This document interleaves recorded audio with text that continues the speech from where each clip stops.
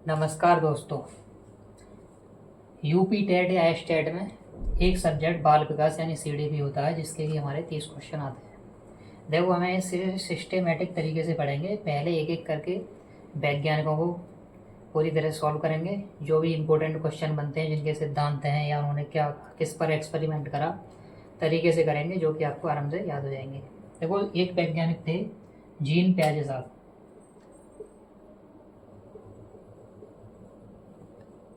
Gene प्याजे ये Switzerland के निवासी थे। ठीक है, इन्होंने संज्ञानात्मक विकास पर जोर दिया। अब कहिए कि संज्ञानात्मक विकास होता क्या है। जो विकास मानव की बुद्धि और विकास बुद्धि का विकास करे, वह संज्ञानात्मक विकास कहलाता है, जो जीन प्याजे साहब ने कहा। और इन्होंने 4 अवस्थाएं, बच्चे की 4 अवस्थाएं बताएं। पहली संवेगगामक अवस्था, जो 0 से 2 वर्ष यानी पैदा होता है बच्चा, उससे 2 साल के अंदर होती है। दूसरी अवस्था होती है वो पूर्व संक्रियात्मक अवस्था होती है, जो 2 से 7 वर्ष होती है। तीसरी होती है वो मूर्त संक्रियात्मक अवस्था होती है, जो 7 वर्ष से लेकर के 11 वर्ष तक होती है। चौथी अमूर्त या औपचारिक संक्रियात्मक अवस्था होती है।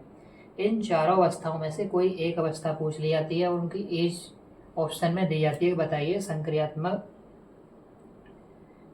संवेगगामक अवस्था की एज कितनी होती है। इस तरीके से यहाँ से क्वेश्चन बनने के पूरे चांस रहते हैं। या ये आ जाए कि जीन प्याजे साहब ने अपना सिद्धांत किस पे दिया था, तो संज्ञानात्मक पर दिया था, संज्ञानात्मक विकास पर दिया था।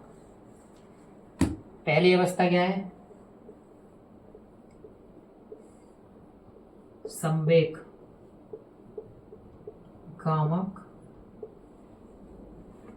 अवस्था।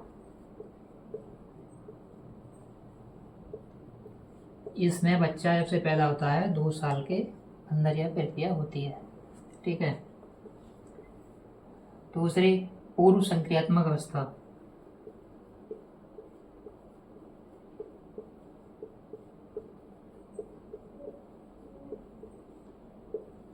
पूर्व संक्रियात्मक अवस्था,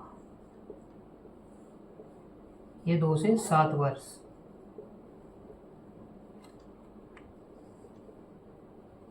ठीक है। तीसरी वाली होती है मूर्त संक्रियात्मक अवस्था।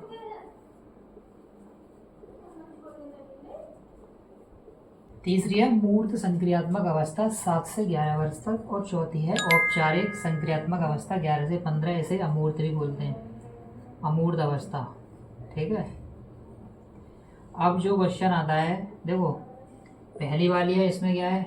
संवेगगामक अवस्था। इसमें बच्चा छोटा होता है, उसे कुछ ज़्यादा ज्ञान नहीं होता है, इसलिए त्वचा से, आँखों से या कान, नाक संवेदी जो अंग हैं, उनसे वह क्रिया करता है। दूसरी वाली है पूर्व संक्रियात्मक अवस्था। इसमें जैसे किसी बच्चे को पेन या कुछ दे दें, प्रतीकात्मक, उसकी बुद्धि का भी विकास होता है, प्रतीकात्मक चीज़ें बनाता है। जैसे पेन देते हैं, उसे अनुपात का कुछ पता नहीं होगा, जो उसका मन करेगा जैसा भी बनाने की कोशिश करेगा। और तीसरी अवस्था मूर्त संक्रियात्मक होती है, जिसमें वह मूर्त वाली चीज़ों को जानने लगता है कि ये क्या है। जैसे कोई गुड़िया दे दें तो गुड़िया को संभाल के रखता है। और चौथी वाली में अमूर्त अवस्था में जो है उसका विकास अच्छा हो जाता है, बुद्धि बढ़ती है, वह स्मरण करने लग जाता है, चिंतन करने लग जाता है, और उसकी अवस्था का विकास होता है। देखो, जो जीन प्याजे साहब ने 4 अवस्थाएं दी थी, इन चारों में क्वेश्चन बनने के पूरे चांस रहते हैं कि वे ये वाली दे देंगे, इसकी एज पूछ लेंगे, या 3 दे के पूछेंगे कि चौथा इनमें से कौन सा नहीं है। वह स्विट्जरलैंड के थे और उन्होंने संज्ञानात्मक विकास पर जोर दिया था।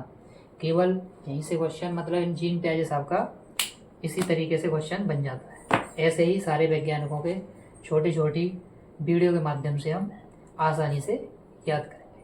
ठीक है।